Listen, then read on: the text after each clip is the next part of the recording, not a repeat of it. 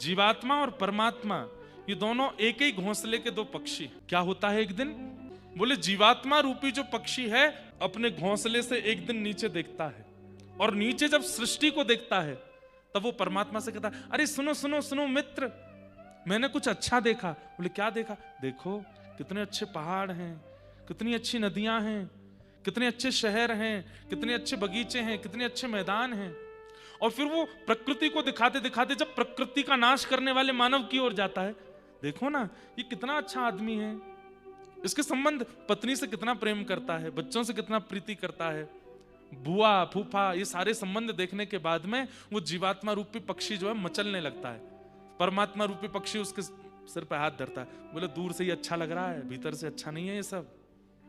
जीवात्मा कहता है नहीं नहीं नहीं ये तो बहुत अच्छा है, सुनो मैं जाऊं। परमात्मा रूपी पक्षी कहता है नहीं, यहां जाओगे तो इन्हीं के जैसे हो जाओगे और फिर तुम मुझे भूल जाओगे, मुझसे दूर हो जाओगे। तब जीवात्मा कहता है तुमसे दूर कैसे चला जाऊंगा मैं और तुम्हें कैसे भूल जाऊंगा, तुम तो मेरे साथी हो, मैं जाऊंगा थोड़ी देर घूम के फिर आ जाऊंगा।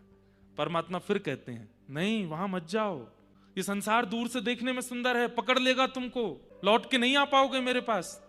मैं आ जाऊंगा, मुझे मार्ग पता है और तुम मेरे अति प्रिय हो, तुम्हें मैं कभी नहीं भूल सकता। बार बार परमात्मा के मना करने पर भी उद्धव वो जीवात्मा जिद करता है। परमात्मा तो जानता है कि ये वापस लौट के नहीं आएगा, जाते जाते कह देता है बीच बीच में थोड़ा संदेशा भेजते रहना मेरे पास, मुझे तुम मत भूल जा। परमात्मा बोले मेरी चिंता मत कर, मैं तुझे नहीं भूलूंगा, अपनी चिंता कर।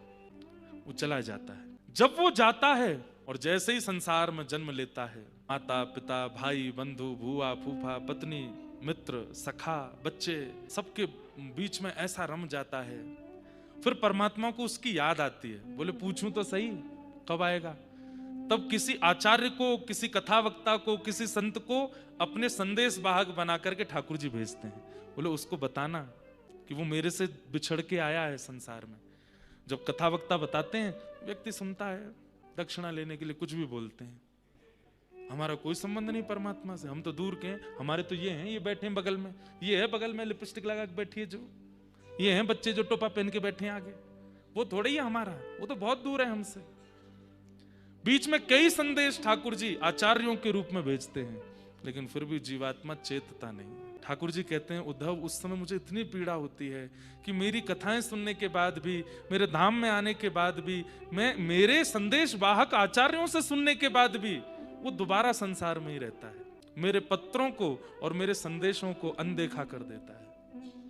तब मुझे बहुत पीड़ा होती है। और फिर जब उसकी अधोगति होती है, तब अधोगति